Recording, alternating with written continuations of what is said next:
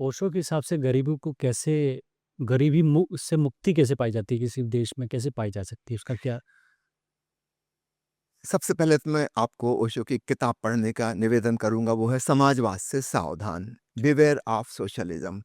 उस ज़माने में कार्ल मार्क्स की किताब दास कैपिटल खूब प्रसिद्ध हुई थी बिल्कुल। और उसके प्रभाव में करीब-करीब आधी दुनिया, है ना, 2 बड़े-बड़े देश सोवियत रूस और चीन और छोटे-छोटे अनेक देश साम्यवादी हो गए थे। हुँ, गरीबी कहीं से भी नहीं मिटी, गरीबी डिस्ट्रीब्यूट हो गई। हाँ, ये हुआ कि ईर्ष्या खत्म हो गई क्योंकि सब हमारी तरह समान रूप से गरीब हैं। नहीं पर अब गरीबी बराबर हो गई, इक्वल पॉवर्टी, पॉवर्टी खत्म नहीं हुई। तो ओशो ने इसका खूब विरोध किया था कि यह गलत तरीका है। सही तरीका ये होगा कि पूंजीवाद को डेवलप किया जाए, पूंजीवाद को सपोर्ट किया जाए।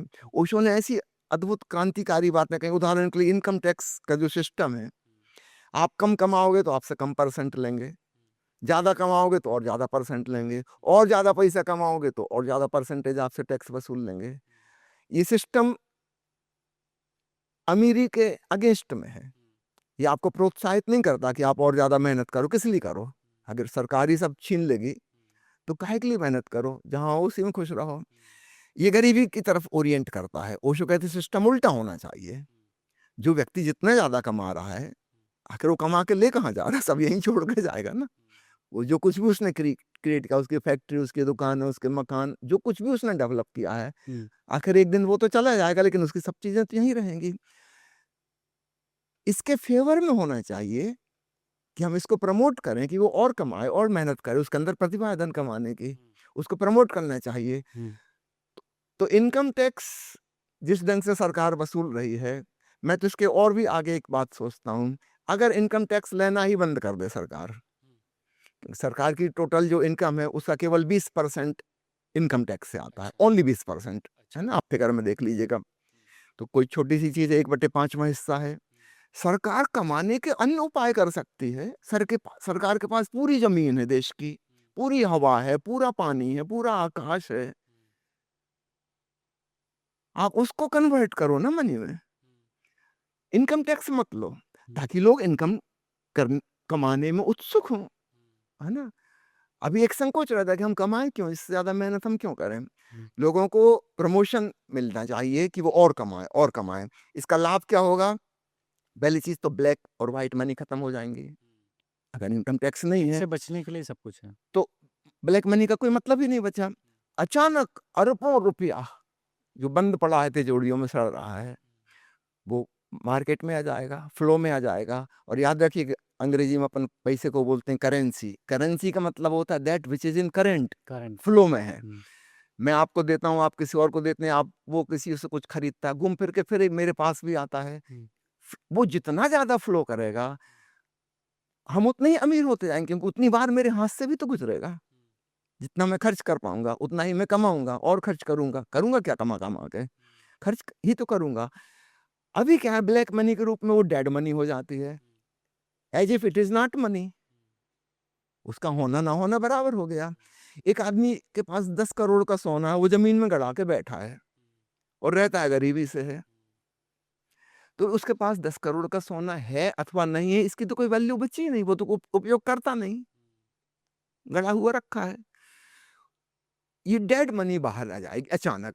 फिर सिर्फ़ अपने देश की नहीं, जिन लोगों ने विदेशों में बैंकों में छुपा के रखी है, वो सब वापस आ जाएगी, क्योंकि वहाँ भी इनके लिए तो डेड मनी है।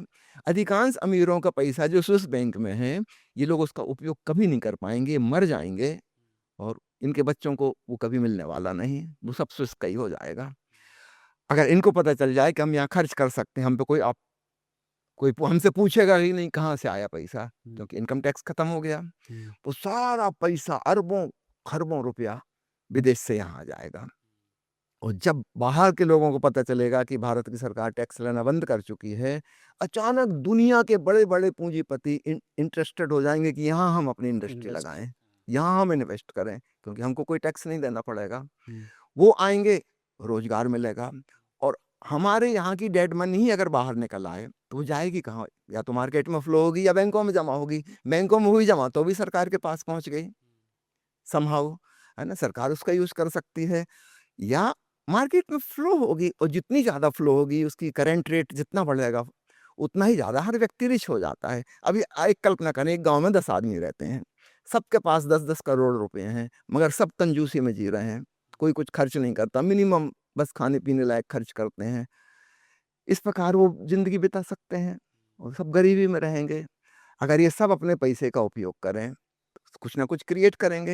एक कोई दुकान खोलेगा, एक कोई फैक्ट्री लगाएगा, कोई तो तीसरी चीज़ बनाएगा, चौथी चीज़ जो उपयोग की चीज़ें हैं या उपयोग की चीज़ें हैं तो हम खरीदेंगे भी, क्योंकि हमारे पास खुले हाथ से हम खर्च कर सकते हैं क्योंकि हम कमा भी रहे हैं।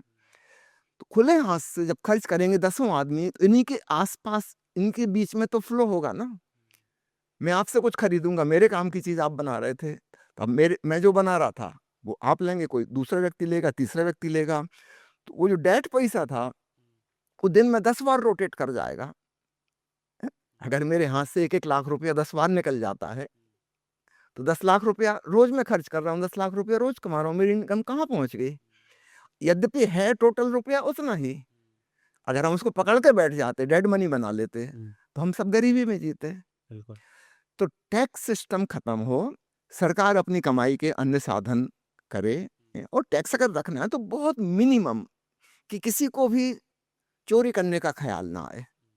मान लो जीएसटी रखना है तो इतनी छोटी 1% किसको सूझेगा कि हम सीए से सलाह लें और चोरी करें, इतना 1% तो वो ले लेता है।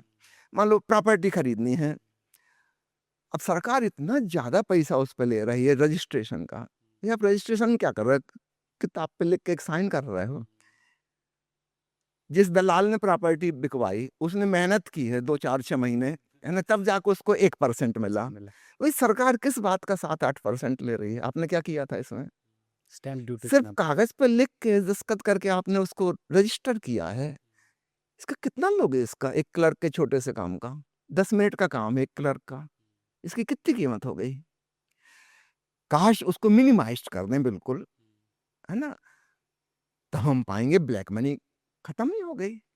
लोग धड़ल्ले से खरीदेंगे, धड़ल्ले से बेचेंगे और फ्लो बढ़ेगा। फ्लो बढ़ेगा, पूरे देश की रिचनेस बढ़ेगी। मैं एक छोटा सा उदाहरण देता हूँ आपको, है ना, देश की अपन छोड़कर अब रजनीशपुरम पे आते हैं। 5,000 लोग रहते थे, ठीक है, सबने अपनी पर्सनल प्रॉपर्टी छोड़ दी, कम्युनल सब कुछ हो गया। 2,500 महिलाएं थीं। अब अपन कल्पना करें, मान लो एक एक महिला के पास 10-10 महंगे आभूषण थे, ठीक है, तो छोटी सी लिमिट थी, 10 आभूषण ही वो पहन सकती थी, उसी में अदला बदली कर दी रहे। जब 2,500 महिलाओं ने उसको कम्युनल प्रॉपर्टी कर दिया, सामूहिक, तो 2,500 गुणित 10 25,000 आभूषणों का भंडार हो गया, एक बड़ी शॉपिंग मॉल हो गई, है ना। रजनीशपुरम में पैसे का लेन देन नहीं था, देयर वाज नो करेंसी, है ना, जिसको जो जरूरत हो, आवश्यकता हो, वो ले जाए, आवश्यकता खत्म हो जाए दे जाए। अब देखिए 2,500 महिलाएं हैं और 25,000 आभूषण अवेलेबल हैं, जिसको जो चाहिए हो ले जाओ, पहनो, 2-4 दिन का शौक, फिर चेंज करके दूसरा ले जाना, फिर ले जाना, बदल के फिर ले जाना। मतलब हर महिला 25,000 आभूषणों की मालकिन बन गई एक प्रकार से। पर्सनल प्रॉपर्टी नहीं है, कम्युनल प्रॉपर्टी है। इन कितनी वैरायटी, उसके पास अपने तो सिर्फ 10 थे, आज उसके पास 25,000 की चॉइस है, जो भी जब चाहे वो उसमें से लेके आ सकती है, यूज करे, 2-4 दिन में मन भर जाएगा, पटकाओ वापस, दूसरा ले आओ। आपने आप बताइए रिचनेस कितनी बढ़ गई? बिल्कुल, आपने एक देश की गरीबी को हटाने के लिए एक टैक्स सिस्टम का रिफ़ॉर्म बताया।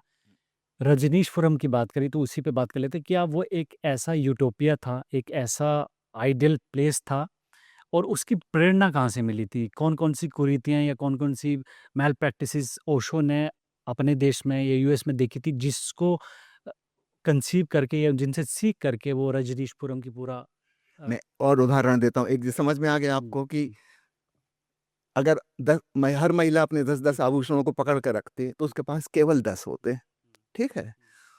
अब 25,000 हैं ऑप्शन हर एक के पास, कोई कितना पहनेगी भाई? जितना पहनना हो पहनो, जी भर के पहनो, जितनी बार बदलना हो बदलो, सब तुम्हारा है ना। इसी प्रकार अन्य क्षेत्रों में बताऊं किस प्रकार से सबका सामूहिक एक जगह भोजन पकता था, है ना, और भोजन में वैरायटी। एक दिन अमेरिकन डिश बन रही है, एक दिन इंडियन डिश बन रही है, एक दिन चाइनीज़ बन रही है, एक दिन मैक्सिकन बन रही है। इंटरनेशनल कॉन्टिनेंटल फूड 7 दिन का फिक्स था। जिस क्षेत्र के लोग हैं वहाँ तो सब इंटरनेशनल लोग थे, और जो खाना पकाने में कुशल हैं, स्त्री हैं कि पुरुष हैं, तो कितनी लोगों की ज़रूरत पड़ेगी? 50 लोग बहुत थे।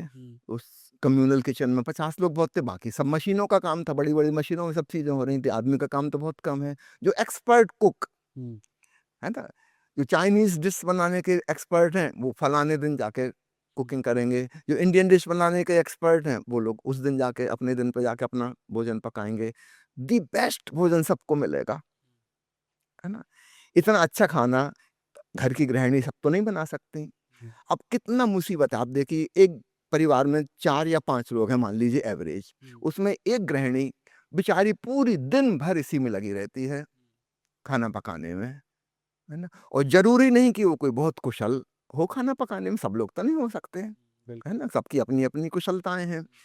तो आप ऐसे समझिए कि 75% से लेके 90% लोग वह स्वादिष्ट खाना नहीं खा पा रहा है जो उनको मिल सकता था।